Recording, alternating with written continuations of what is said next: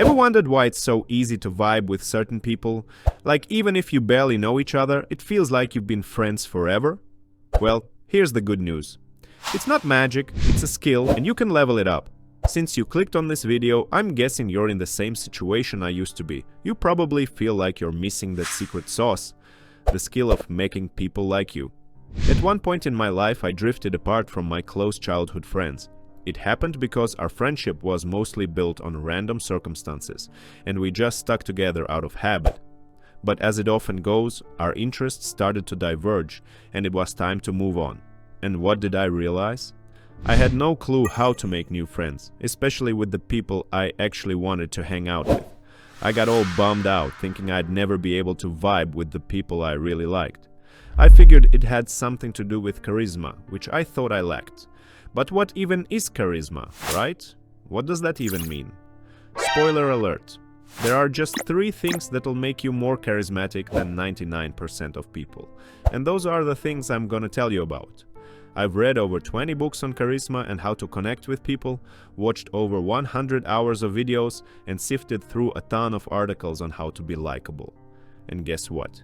Everything besides those 3 things is just fluff, misleading, and based on pure theory. Before we dive into those 3 things, I want you to get that. Like any other skill in the world, charisma can only be leveled up through experience.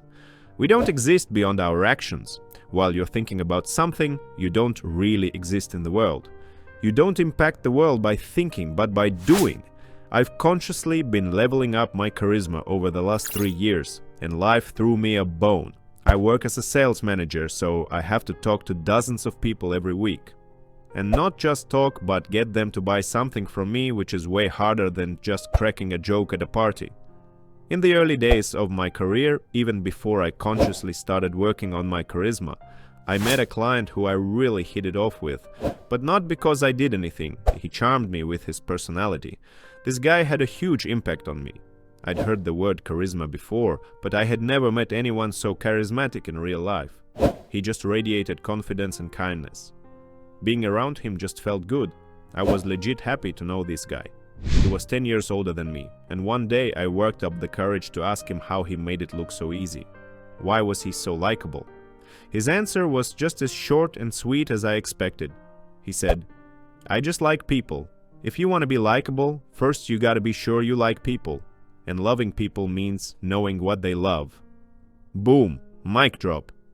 That thought flipped my brain and I started asking, what do people love? So here's the first thing on the list that'll make you more charismatic: active listening. People love it when they're not just heard, but when they're understood, or at least when someone is trying to understand them. And how do you get to understand someone better? By asking more questions, of course. And to ask more questions, you need to be fully in the moment, truly engaged in the conversation.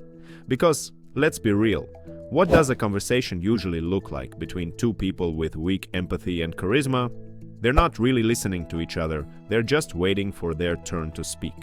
Don't be afraid to ask questions, even if they sound dumb.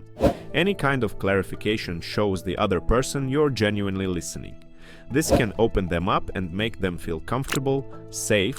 When people feel relaxed, they'll share what's really on their mind. And that's how you build real emotional connections. It's the ability to let someone openly share what they're really thinking that makes you attractive in their eyes. It's a simple idea, but it takes time to fully understand and embrace it. People love talking about themselves. We're all a bit self-centered, and it's not really our choice. That's just how biology works. Natural selection. Think about yourself first, then others. And I agree, in many areas of life, that's exactly how it should be. Take care of yourself first, then others. But that's the trick. When we feel like someone is genuinely interested in us, instead of trying to overshadow us, we open up to them. We feel valued, and that automatically triggers our system to bond with that person. To sum up this tip in one sentence, be interested, not interesting. Now, on to the second thing. Be a personality. What does it mean to be a personality in short?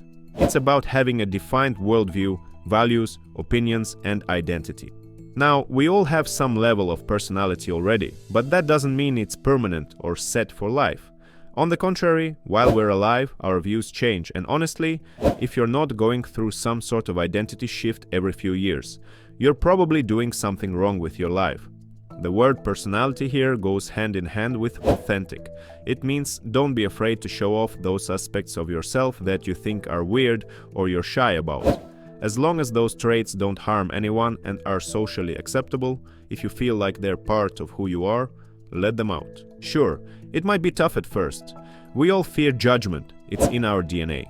Back in the day, being kicked out of society was like a death sentence. You didn't survive alone. But guess what? It's not like that anymore. You're free to choose who you want around you. If someone doesn't vibe with certain parts of your personality, screw them. Just make sure those traits are positive and harmless. Like if your thing is constantly putting people down or making nasty jokes, you probably won't find many decent folks who will appreciate that side of you. For example, I love adding a bit of theatrical flair to conversations. I can easily slip into a character and play out a little scene with a buddy. Yeah, some people might think it's cringy, but it's part of my personality. I genuinely enjoy it, and I'm sure it brings positive vibes to my interactions. My old friends never got that. They couldn't join in on the role-playing, and it used to bother me, though I didn't realize it back then. Today I'm surrounded by people who genuinely enjoy it with me, who join the conversation with the fictional character, and because of that, I feel like this part of me is appreciated by others. So to wrap up this charisma tip, don't be afraid to show off all the sides of your personality. People love others who think like they do. People aren't actors. They love being around others who are just being themselves because it creates a sense of comfort.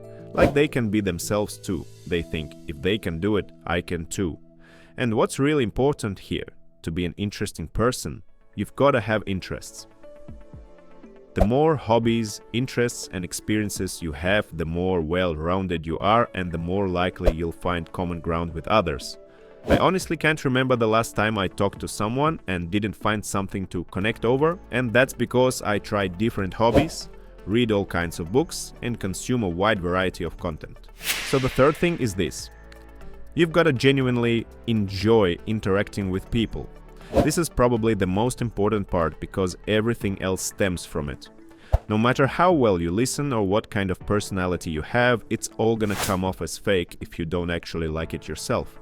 There's this stupid phrase, smile when you meet someone, which is not just useless advice, it's harmful.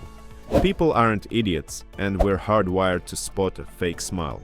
You shouldn't smile when you meet someone. You should want to smile when you meet them. Get the difference? If you want to be likable, you've got to actually enjoy talking to people. You shouldn't do anything in life that you don't enjoy, at least not if you're aiming to be successful at it. So, this video definitely isn't for those who secretly hate people. Those guys need to come to terms with the fact that interacting with others is what made us the dominant species. All the greatest discoveries were made thanks to people talking to each other, and they didn't start in labs or research centers, but in casual settings where people could just talk freely. The first step to loving people and conversations is literally realizing that you're just like everyone else. We're all the same, but at the same time, each of us is unique. That's the essence of it. Loving people is appreciating their individuality. And always remember Immanuel Kant's imperative. Treat others the way you want to be treated. So, what do we have in the end? First, learn to actively listen to people. Second, be a personality and don't be afraid to show it. Third, love people and love talking to them. You've got to understand, these three things don't happen overnight. You're not gonna wake up tomorrow as a new person. But now you have a direction to go in, and that's the most important part. Once you have the path, all that's left is to walk it. Thanks for watching. This channel is all about becoming the best version of yourself. Only real truths and personal experiences. Subscribe and you will figure out there's a lot more stuff like this.